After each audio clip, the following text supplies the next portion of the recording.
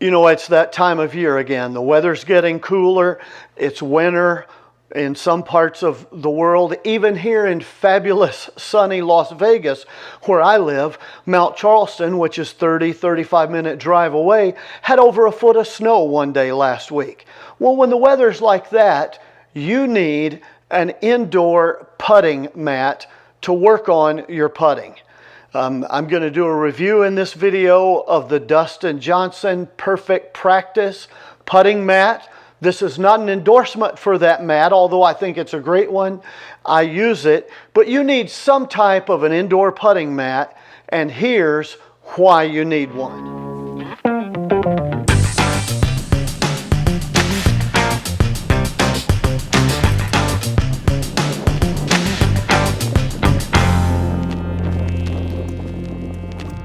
So the weather's nasty outside. It's hard to practice. You don't have as much time. Daylight savings time is coming if you live in the continental U.S. So the days are shorter. There's less sunshine, especially after work, and you don't have time to go out and work on your putting.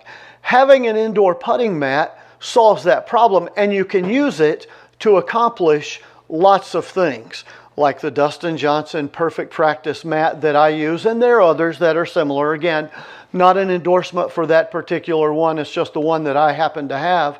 I'll put links to several different practice putting mats in the description section on this video, so you can find one if you like. But you can work on rolling your putts straight up the line, like I'm doing here in this video, and just focus on keeping the putter face square to the line and making a good, true roll.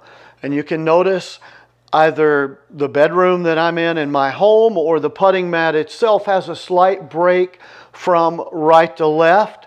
So I line up a little bit right of the center line and try to roll the ball parallel to that line and let the break do what it does, which is really good practice for what you would do if you were playing a round of golf on the course. This one of the reasons I like is it also has the smaller hole on the right-hand side. So there's the dash line, and you can really fine-tune making putts straight up that line at a much smaller hole. And if you lip out on that smaller hole or just barely miss, you're then much more comfortable when you're on the golf course putting at a normal size hole.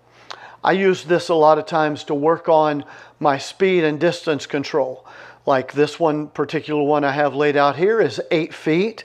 If I want to work on hitting the ball exactly 6 feet, I line up at the 8-foot marker and then try to stop my ball at the 2-foot mark. And you notice that one's a little bit long. That's okay. I want to stop this next ball exactly at that spot. And let's do that again and stop it exactly at that spot. And again. So I've got 6 feet dialed in. I can roll the ball exactly 6 feet. That's good practice.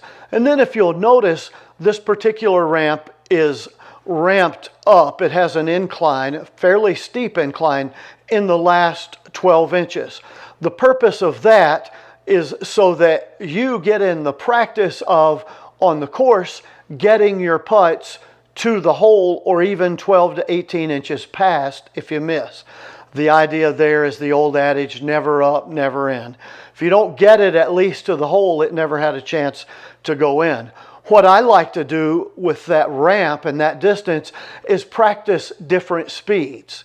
So I want to hit a putt at die speed, which means on this ramp, it goes almost to the hole, but not quite, maybe an inch or two short of the hole, and then rolls back. My theory is on the golf course where it's not ramped up like that, doesn't have that incline near the hole, that the ball would just die, lose its last ounce of energy, just dying into the front of the cup.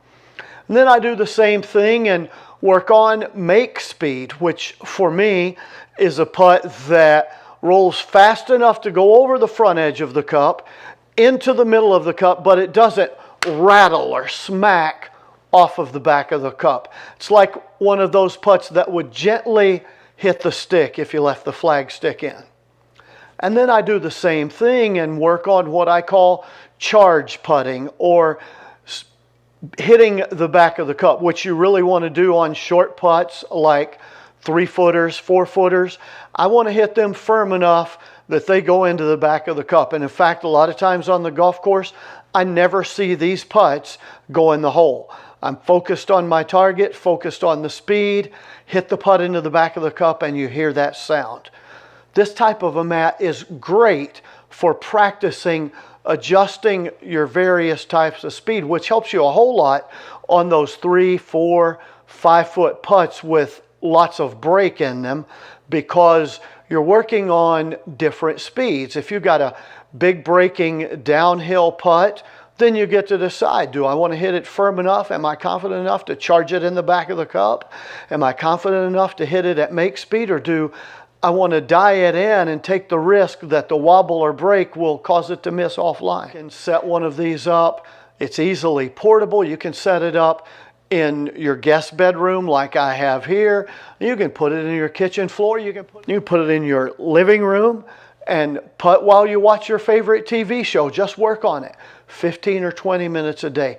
It's a great little device to keep your stroke tuned up, work on rolling the ball straight up the line, and work on hitting the same putt at various speeds and fine-tuning that. If you don't own a putting mat already, put it on your Christmas wish list.